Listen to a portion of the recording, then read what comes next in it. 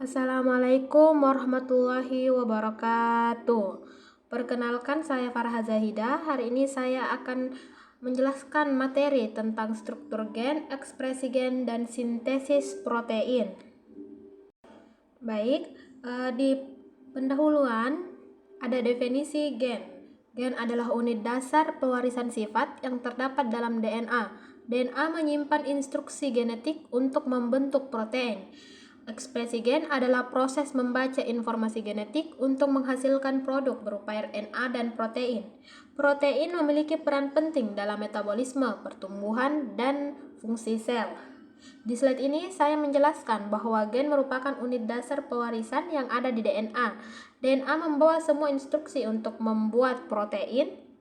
Tanpa ekspresi gen, DNA hanyalah informasi pasif. Ekspresi genlah yang mengubah informasi itu menjadi sesuatu yang nyata, yaitu protein yang menjalankan fungsi penting bagi kehidupan seperti enzim, hormon, dan antibodi.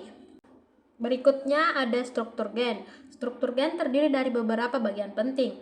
Promotor berfungsi sebagai titik awal seperti tombol on bagi gen. Ekson adalah bagian yang benar-benar berisi informasi untuk membuat protein. Sementara intron adalah bagian non-coding yang akan dibuang melalui proses splicing. Terminator berfungsi sebagai tanda berhenti. Selain itu ada juga elemen pengatur yang bisa mempercepat atau memperlambat ekspresi gen. Berikutnya ada ekspresi gen. Ekspresi gen adalah kunci perbedaan antara sel-sel di tubuh. Misalnya sel otot dan sel saraf memiliki DNA yang sama, tetapi gen yang diekspresikan berbeda. Tahapan utamanya adalah transkripsi yang mengubah DNA menjadi mRNA dan translasi yang mengubah mRNA menjadi protein. Lalu ada transkripsi. Pada tahap transkripsi, RNA polimerase adalah enzim utama yang membaca DNA. Prosesnya dimulai saat RNA polimerase menempel pada promotor, lalu menyusun mRNA berdasarkan pasangan basa. Setelah selesai, terbentuk mRNA primer. mRNA ini belum siap digunakan sehingga perlu diproses lebih lanjut, misalnya dengan pemotongan intron atau splicing. Lalu berikutnya ada translasi. Translasi berlangsung di ribosom. Ribosom membaca mRNA 3 huruf sekaligus atau kodon.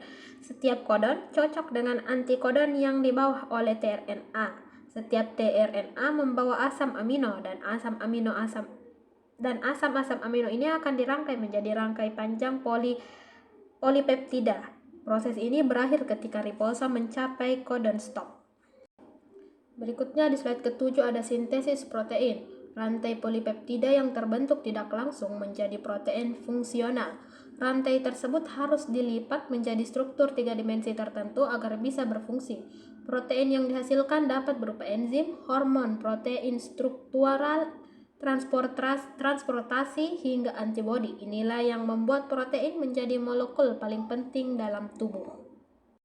Jadi inti pembahasan kita adalah bahwa gen adalah cetak biru kehidupan. Ekspresi gen mengubah cetak biru itu menjadi protein melalui transkripsi dan translasi. Protein yang dihasilkan inilah yang mengatur hampir semua proses kehidupan. Itulah materi dari saya tadi. Mohon maaf bila ada kesalahan. Wabillahi taufiq wal hidayah. Wassalamualaikum warahmatullahi wabarakatuh.